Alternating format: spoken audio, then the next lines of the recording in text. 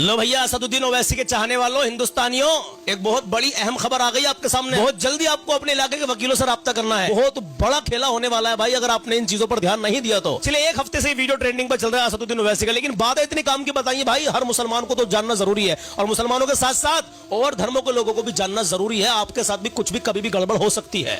चलिए पहले वीडियो देखिए, उससे पहले छोटी सी गुजारिश है मेरी आपसे मेरे अजीज, अगर हमारे इस चैनल सलमान रजा रिएक्शन पर पहली बार आए हो ना, तो सब्सक्राइब कर लेना। आने वाले समय में सबसे ज्यादा अपडेट आपको इसी चैनल पर मिला करेगी। तो प्लीज यार 5 मिनट की बात है, असदुद्दीन ओवैसी साहब को पूरा सुन के जाए, बहुत काम की बात है, आपकी कौम के भले के लिए कहा है इन्होंने। देखिए जरा। जो इलेक्शन कमीशन की जानिब से इंटेंसिव रिवीजन के नाम पर जो वोटर लिस्ट अब बनाई जा रही है, मैं तेलंगाना के आप तमाम लोगों से, खास तौर से भारत के गरीबों से, चाहे वो किसी मजहब से उनका ताल्लुक हो, खास तौर से मुसलमानों से, दलितों से, आदिवासियों से कह रहा हूं कि आप तैयार हो जाइए। अगर तेलंगाना हो या वेस्ट बंगाल हो या तमिलनाडु हो या भारत में पूरे रियासतों में इस तरह का इंटेंसिव रिवीजन करवाया जाएगा।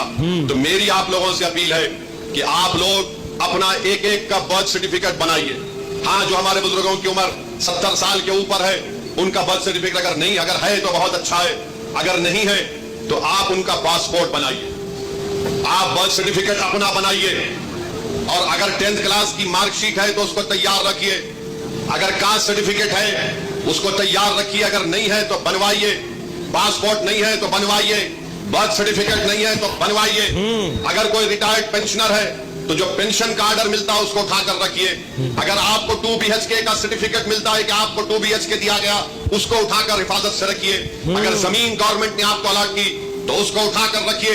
अगर आप गवर्नमेंट के मुलाजिम हैं या थे, उसका ID कार्ड उठाकर रखिए, क्योंकि याद रखिए मेरी इस बात को कि अब जब इंटेंसिव रिवीजन हो रहा है तो इलेक्शन कमीशन ने जो हिदायतें BLOs को दी है बिहार में, उसमें यह कहा गया कि अगर इलियास साहब के घर पर कोई 3 मरतबा BLO चला जाएगा और 3 मरतबा किसी जायज वजह से इलियास साहब अपने घर पर मुकीम नहीं होंगे, तो BLO उसकी इत्तला ERO को और AERO को देगा, और ये AERO और ERO को इख्तियार हासिल है कि वो 1955 के सिटीजनशिप एक्ट के तहत उन तमाम ओहदेदारों को इत्तला देना कि इलियास साहब शायद भारत के नागरिक नहीं है। अल्लाह। तो ये सिटीजनशिप का मसला पैदा हो जाएगा।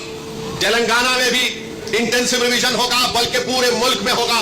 मैं आज यहाँ बोधन की सरजमीन से खड़े होकर उन तमाम भारत के गरीबों को कह रहा हूँ, उन दलितों को, आदिवासियों को और मुसलमानों को कह रहा हूँ कि आपको नंबर 1 अपना बर्थ सर्टिफिकेट बनाना है। 10th क्लास अगर किसी ने किया तो मार्कशीट तैयार रखना है, कास्ट सर्टिफिकेट है तो तैयार रखिए, और अगर आप उस कास्ट में आते हैं उसका सर्टिफिकेट निकलवाइए। आपके पास अगर गवर्नमेंट की स्कीम का दिया हुआ 2 BHK का सर्टिफिकेट है तो उसको उठाकर रखिए। ये इसलिए कह रहा हूं कि 10 डॉक्यूमेंट की बात जो इलेक्शन कमीशन ने बिहार में की, वो यही 10 डॉक्यूमेंट है।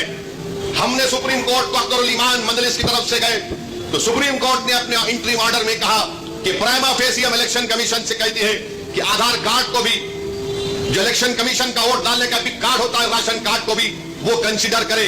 तो ये जरूरी है, याद रखिए, जब तेलंगाना में या आपके किसी रियासत में ये इंटेंसिव रिवीजन होगा तो आप लोग परेशान होने की जरूरत नहीं, अभी वक्त है। पासपोर्ट बना सकते हैं, दबा के पासपोर्ट बनाओ। बर्थ सर्टिफिकेट नहीं है तो बर्थ सर्टिफिकेट बनाओ। कास्ट सर्टिफिकेट है या नहीं है, आप आते हैं उस कास्ट में तो उस कास्ट सर्टिफिकेट को बना के रखो। याद रखो मेरी इस बात को, अगर आपका नाम वोटर लिस्ट से निकल गया तो मोदी को सबसे ज्यादा खुशी होगी। क्यों खुशी होगी? क्यों खुशी होगी बताता हूं मैं आपको। आपका नाम जब तक वोटर लिस्ट में रहा, जैसा हम अब मोदी से सवाल कर रहे हैं, बताओ गरीब गरीब क्यों होते जा रहा है और दौलतमंद दौलतमंद क्यों हो रहा है, तो मोदी ये नहीं चाहते कि कोई उनसे सवाल करे। अगर नौजवानों तुम्हारा नाम वोटर लिस्ट से निकल गया तो तुमको इख्तियार हासिल नहीं होगा भारत के प्रधानमंत्री से पूछने के लिए कि क्यों बेरोजगारी मेरा मुकद्दर बन गया। और जिस तरीके से बार बार ये कहा जा रहा है कि फुला इलाके में बांग्लादेशी है, फुला इलाके में रोहिंग्या म्यांमार के लोग हैं, फुला इलाकों में नेपाली लोग आके बस गए, ये सब तैयारियां की जा रही हैं। मैं आपको जिम्मेदारी से बाखबर कर रहा हूं, ये जज्बात में लाने के लिए, ये डराने के लिए नहीं कह रहा हूं। ऑन रिकॉर्ड कह दिया गया कि पूरे भारत में इंटेंसिव रिवीजन होगा, और तेलंगाना में जो लास्ट इंटेंसिव रिवीजन हुआ था, मेरे ख्याल से अगर मेरा हाफिजा सही है तो 2007 में या फिर 2002 में हुआ था। मगर ये चीज की तैयारी करके रखिए।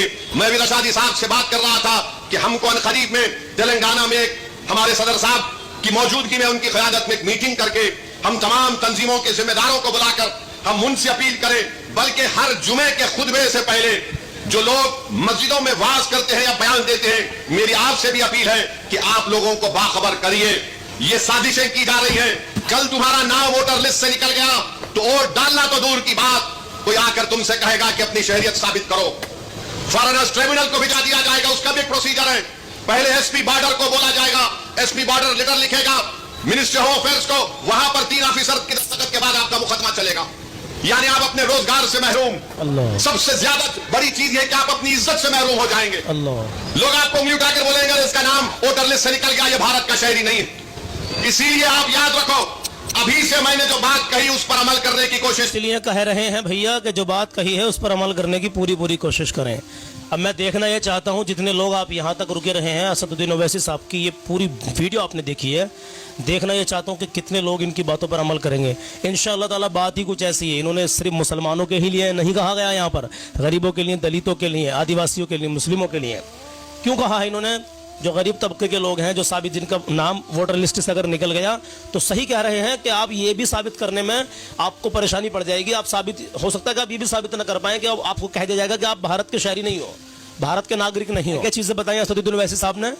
Passport, caste certificate, birth certificate और भी काफी सारी चीजें बताई हैं। आप वीडियो को बैक करके, पीछे करके और दोबारा से इस वीडियो को देख सकते हैं और इसकी पूरी मतलब मुकम्मल जानकारी लेकर के, और जो ये इन्होंने बताया है उन अपने डॉक्यूमेंट्स को आप बनवा लीजिए, मेरे अजीज बनवा लीजिए। अभी बहुत वक्त पड़ा आपके पास, यही टाइम है।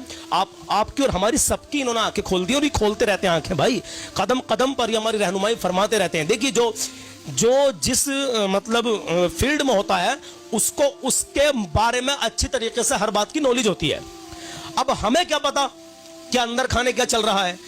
अब इन लोगों के भाई ये अल्हम्दुलिल्लाह असदुद्दीन ओवैसी एक भाई रहनुमा है आपके यार, और ये निखालिस, ये केवल मुस्लिमों के ही नहीं, उस तमाम तबके के रहनुमा है जो गरीब हैं, दलितों के, आदिवासियों के, मतलब जो जिसको कहीं ना हक सताया जाता है उसके लिए रहनुमा बनकर खड़े हो जाते हैं भाई।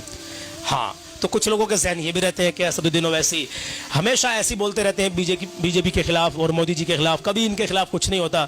भाई वो पढ़ा लिखा व्यक्ति है, उसको हर बात का पता है कि उसे कब, कहां, कैसे, किस अंदाज में बोलना है और क्या बोलना है, संविधान के दायरे में रह करके बोलना है।